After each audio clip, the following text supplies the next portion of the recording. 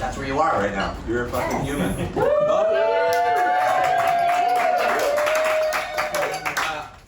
We've done tons of like human hangs here, and Morgan Visconti, who is a founding partner of Human. Give it on a round of applause. And of course, his father, a gentleman, and my roommate here at Human. This is Tony Visconti, and tonight is produced by Tony Visconti.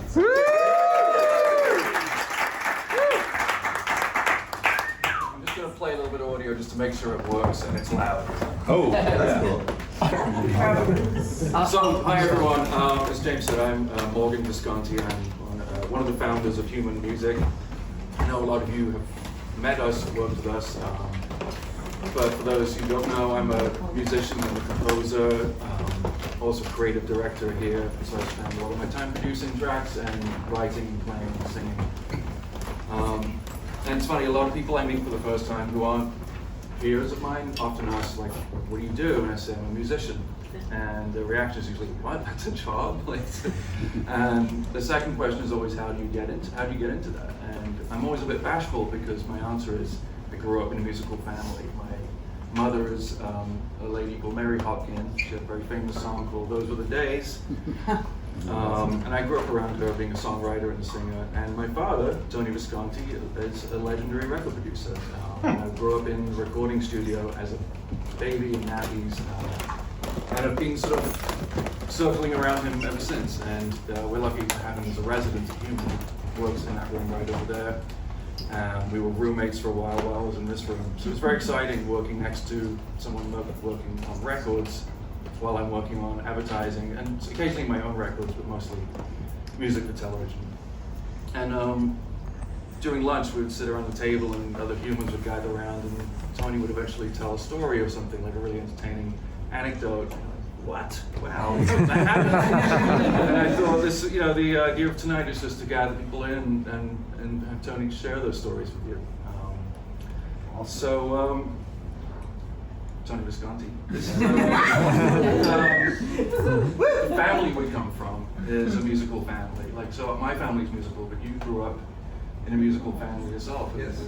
This is Tony at a very early age. That's me. It's my grandpa. Is that in Brooklyn? It's probably, yeah, it could be Brooklyn. 65 John House? I don't know. I don't even know what we're doing there. This is actually 65. That's a great picture. Do you want to can you tell us a little bit about how you got started in music? I got started in music at my first gig was when I was 13 years old.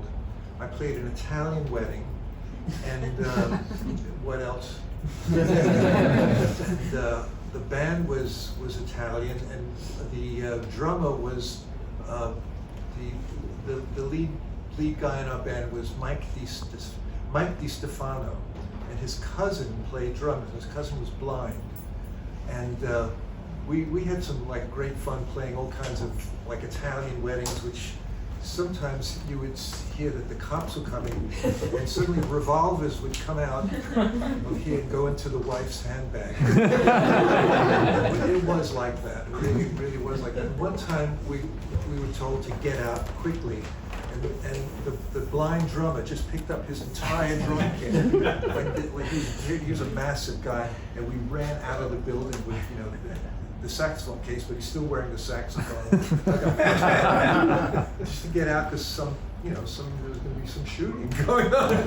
So there was that, and also I worked in, when I got a little older, I worked underage in nightclubs in Brooklyn and Queens, and I was always working with a lot older people. I was always the youngest in the band, and all of a sudden something happened about a decade ago. I'm suddenly the oldest in the band. But anyway, it was really, really great fun. So I knew by the time I was 14 or 15, I was not going to go to college.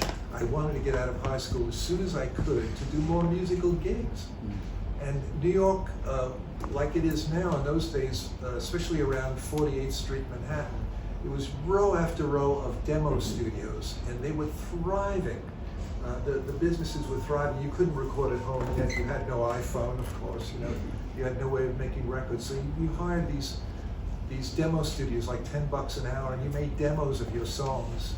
And you would see they were right next door to the big studios, and you'd see a guy called Everett Barksdale. He was like he played guitar on so many hit records in the 50s and 60s, and he'd be walking down the street from studio to studio. No guitar amp, because you belonged to the guitar amp club. You had a key on your keychain, and the amplifier would be a little Fender amp. You go there and you put there was no on-off switch. You put your key in there and switch the button like that, and suddenly your amplifier was alive. So I had all this cultural and technical and musical area to grow up in. I mean, I lived in Brooklyn, but when you're a kid, Manhattan is just a subway token away. You just put it in there an hour later on Times Square. Couldn't have been, nicer city to grow up in if you wanted to pursue a musical career. So by the time I was 15, I wanted to get out of school. I couldn't, because I had to wait till I was 16. And I think a couple of days after I was 16, I just left school before I graduated. And didn't go to Berkeley. Obviously, I learned on the job. But luckily, in my last 3 years of high school, I had this lovely, the head of the music department was Dr. Israel Silberman. He was a lovely short man with a bald head, and he had wire-rimmed glasses. And he was a concert violinist himself. And between he and I, we tuned up all the strings in the orchestra. So the first period of the day was orchestra.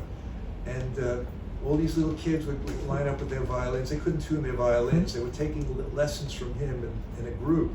So I would have this row, and he would have this row. And after about 10, 15 minutes, we tuned every string instrument in the orchestra.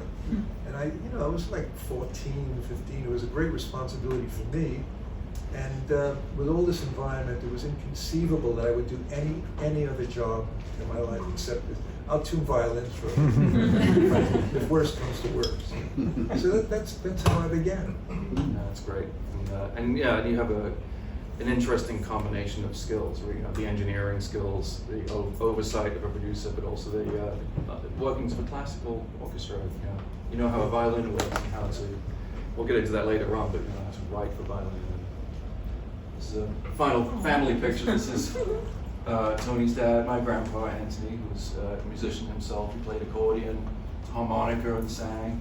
It's my little brother Sebastian. Christmas is very musical, like Thanksgivings and Christmases. I think, as I recall, you were one of the first producers to have a home studio, and I mean like a real. This is a fully functioning board, 16-track maybe. Yeah, we had 16-track. We recorded a Sparks album in there. Luther Vandross came over there and did backup vocals, and so did my wife Mary.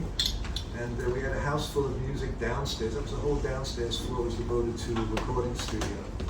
We had a garden with my little boy. I've inserted myself into this presentation. See what a poser he was.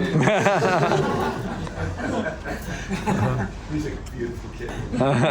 Well, we lived upstairs, so it was a London townhouse, one of those row houses. Yeah. So the studio occupied the whole basement. Yeah. And upstairs was normal living It quarters. was a ground floor. Yeah. Was it? Yeah. The basement had the echo chambers. Oh, okay. Very much. Yeah. Gosh. So as a kid, I mean, I remember being almost forward, hearing the pounding of drums downstairs and just rock and roll happening, not knowing what the hell was going on. The last slide was my mom, actually, because they recorded together. And she was playing one of her famous guitars. And the track, I forgot to mention that my dad has a box set of his whole career. It's a set of, I don't know, about 50 songs, maybe. I think on the 77. 77 songs, right. So it's a little bit of each of the artists he's recorded. Not the whole thing, it's not an exhaustive list, but the tracks I'm going to play you are all featured on that box set. The box set spans 5 decades. I'm over 5 decades. So the first track I wanted to focus on was recorded in the studio, and it's a band I loved listening to growing up. And I think it was, even at an early age, I realized there was something genre-bending about this band. It wasn't rock and roll, it wasn't this, it wasn't that. It was a little flamenco sounding, and I was fascinated by it. It sort of like really tweaked my little brain. And the band's called Carmen. And you want to tell us a bit about the band? Yeah, the band was Prague flamenco rock. It's a hit. And they were number one in that category because there was no one else in that. And two of them came from, I believe, L.A. and their parents, David and Angela, their parents had a Spanish food restaurant. And David and Angela, David would play flamenco guitar, and his little sister Angela would dance around and do flamenco dancing. And then they would sing a little bit, and get tips for singing and all that. And that's how they honed their skills. They played like 6 nights a week in this restaurant as kids. So by the time I met David Allen in London, he was a master flamenco guitarist, plus an electric guitarist as well. And they hired a British bass player, John Glasscock his name was, and a Paul Fenton on drums, 2 British musicians. And them and California lot made there was one other guy. They had a friend called Roberto, not Alomar, something like Alomar, I forget his last name. He was a master flamenco dancer who actually went to Spain and studied. So he and Angela in Carmen, they would play this rock music, and there would be a breakdown in the middle of it. And then Roberto and Angela would go around and do all this crazy flamenco dancing while they're playing like rock beat behind it. It's a rock and roll beat behind it and all that. So this is one of the best albums I think I've ever made, and we did it in this small house in the middle of a London suburb. And also, I think some of the percussion sounds are actually their clog feet dancing. Yeah, they're dancing, so we had to make a little floorboard, a little dance area for them so we could get that sound that they get on stage. And we put microphones underneath this little platform, so we made sure those heels, you could hear everything they do in the heels. Well, this is Carmen Bulerías. Am I saying that right? Bulerías.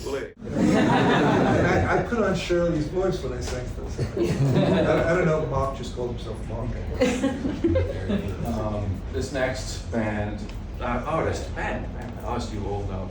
And this is sort of, there's a couple of songs out of this era and it's often referred to as the Berlin Trilogy by, of course, David Bowie. And I didn't realize the other day that you met David in 1968. 67? Yeah. And you played in a band together, briefly called The Hype. Yeah. And at that time you didn't have the Ziggy hair yet, but you were still like writing rock songs. Yeah. It was great. And I mean, the career you've had together spans from '68 up until recently. Well, let's go through the pictures. This is during Heroes. You in the studio about late '70s. Hansa Studios in Hansa Germany. Studios in Germany. Very legendary studio. Rocking the stamp sheets.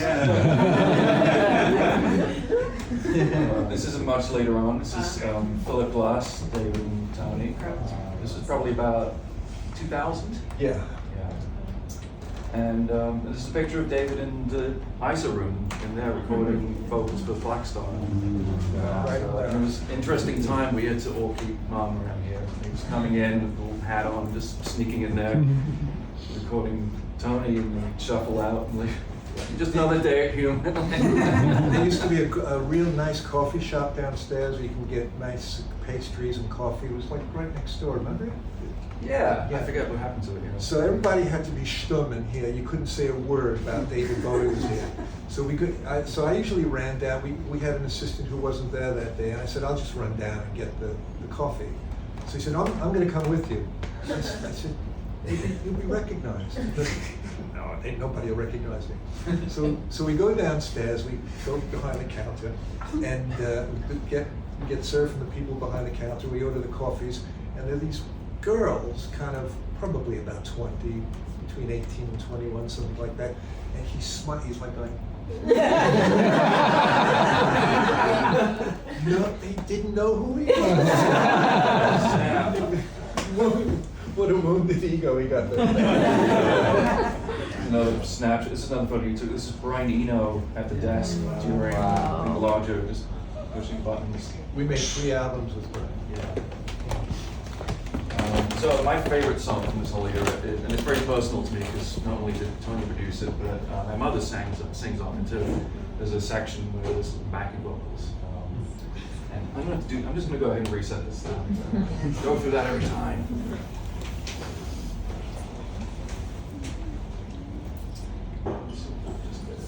Who was here when David was recording? Craig, you here? I wasn't, unfortunately. I think James was. I think I walked in on the bathroom one time. You definitely did. Yeah. Well, this is Sound and Vision from the album Love.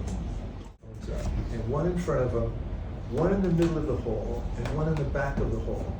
So when he's singing, on the 2 microphones in the middle and the back, I put a thing called an electronic gate on it. So unless he sings loud enough, those microphones will stay closed. As soon as he sings a little louder, the one in the middle will open up and you'll hear some of the reverberation.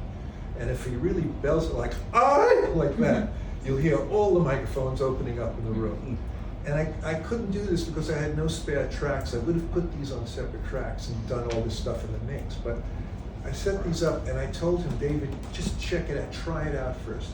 And he tried it out with different levels of singing. And he loved the idea. So he was controlling these microphones opening and closing. And now you'll hear, for the very first time, you'll hear these mics opening and closing. Because these were all music. It was all mono, right? You just had one mic each. Right? Three mics on one track. Right, but one single mic, not stereos. No stereo. No stereo. So the vocal thing is 1 take, 3 mics, 1 track. Yeah. With a gate on it. On the 2 mics out in the field. Wild. It's like using the studio as another instrument, or Yeah. you're riffing off the equipment in a way. You know, you sing louder, it sounds different, and you sing softer, it sounds different. He loved the idea. He loved the idea, and we did the rest of the album this way. The other songs on Heroes are done in the same style, the same microphone. This is a snippet from Heroes. I go, what's foot? I said, foot? What kind of foot? You know, size 11? He said, no, I'm hungry, I want some foot. So it was great. I mean, that was the great thing about working in the UK. There's about 50 dialects in the UK, especially in those days. And you had to really understand people from the far north, the far west, the far east, you know. But this is my first Scottish group that I've ever worked with. Yeah, I love this sound because it's that crossover of punk and disco, and it's a sound that I hear come up again and again. Arcade Fire have gone in this direction of Bell and Sebastian sort of pulled that out too, and it's got your string arrangements on it too, which is a trademark. Yeah. Tell us about how you worked with Dexy's Moonlight Runners. I didn't even know you did until last week. Yeah, Kevin Rowlands was the head of Dexys, and they did that Good Night Irene. Good Night Eileen. And I kind of, sometimes, you know, they had a burst of fame and all that, and then when people, the record stopped selling, come to me, and they go further down the chart. So this was a song called Show Me, which I think, because they had real brass players in the band, with double track. This was a hook to record. The studio had about 8 people in the studio playing live, and then the horn players would double track. They play live horns, then they double track their horns. And it's a huge sound, and he's got a really unusual voice, which I was always attracted to. People that you know, if someone had a great voice, that's okay, but if someone has a weird voice, that's even more okay. So here's an example of someone with a weird voice. In England, so she didn't have an Irish accent. Yeah. But she was there was a TV program about 3 girls who are a girl group, and they were pop singers, and they were getting a record deal. It was all about the arc of fame and the decline of fame. And it was okay as a television series, but this guy called Brian Gibson was a director, a famous film director. He took the script and he made it into a film called Breaking Glass. And Breaking Glass, of course, is a title of a Bowie song. But so when he had to have auditions for the three girls, and when the three girls were auditioned, Hazel was the first one, and she got the job, and she sat there and talked about the story of her life, how it was like coming up, all this the bullshit she went through in the music business, and because she was a woman, and how all the guys in the band treated her like rough and all that stuff, and other details that I want to go into. And he says, I'm going to make the story of your life, which is what he did. Instead, he just dropped the script about the three girls.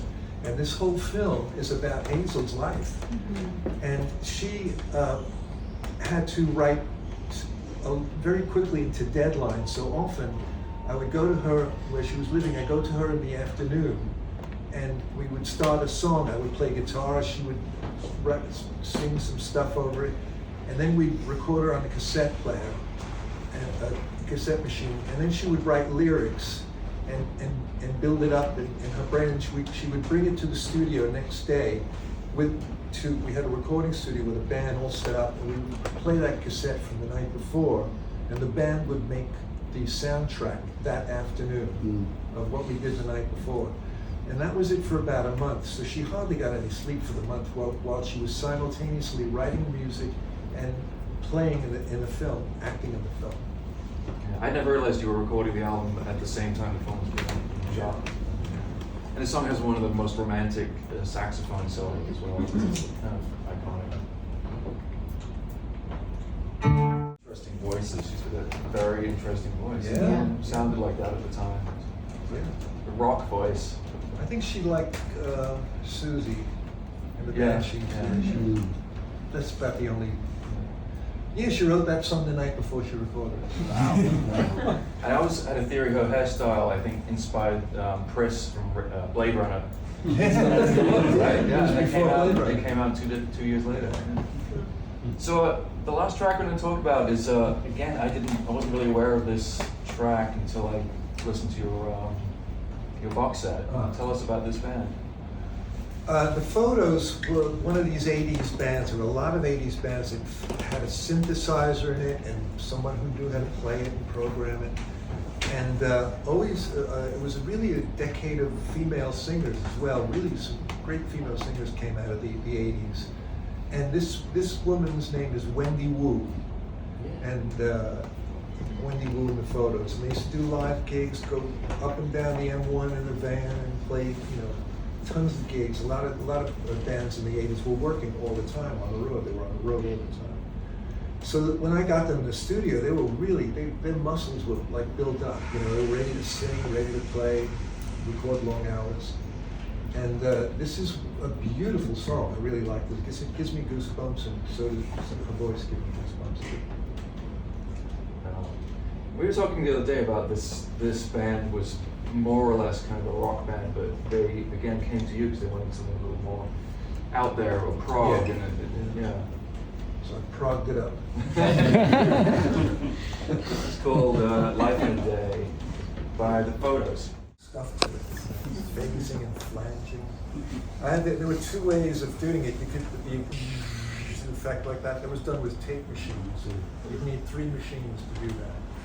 And then one would be playing at normal speed, and the other would have a vary speed. Or you just use your finger to touch the flange. Hence the word flanging, the verb flanging. So you touch the flange of the tape reel. But by this time, we had a company called Eventide started to put out these. First of all, they did digital delay, which people. Eventide digital delay. People started blacking out certain letters of Eventide digital delay, and it read, "Even I dig a lay." Boys will be boys. So, and then a French company came out and outdid Eventide. It was called Publison, and they made this super duper flanging machine digital delay machine, and it was very, very expensive, but I was having a good year, and my accountant said, if you want to spend money, this is the year, you better spend some money. Otherwise you're going to pay Her Majesty. You're going to give all your money to Her Majesty, you know. So I bought the French Poublasson, which was probably about 5,000 pounds in the 80s. So I think when I hear that record we just played, I think it's full of Poublasson, not tape flanging. That was very trippy. I just had one last question I want to ask you too is, as you know, there's a significant turning point in the 80s where you had bands experimenting left and right, and it became a little slicker at one point. I think people were churning out kind of hit after hit, just very, very poppy songs. How did you balance record company demands and A&R people versus the band who wanted to be creative and get funky, and then record companies kind of like, oh, we need to sell, we need to sell. I didn't listen to the labels. Yeah. They said, we'd like this, this, and this. I go, yeah, sure, you'll get it. And then from that, no, we couldn't, you couldn't, and even the bands had a lot of integrity, and they would defy what the label wanted them to do. Especially like Sparks, they came up with This Town Ain't Big Enough for the Both of Us. You know, they were very imaginative people. They were very, very, very creative. It wasn't like dumb music. It was very, you know, that's hard stuff to make and to create. Very, very, very difficult. Then, you know, the 90s came and Nirvana came, and it was back to bands, just ordinary bands that play out, and it's great, you know. But we most of the time we did what we wanted to do. And you know, I had a few hits by then. Are they telling me what to do? I'm making hit records. I'm making hit records.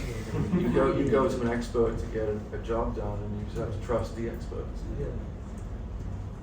Well, that wraps up my presentation.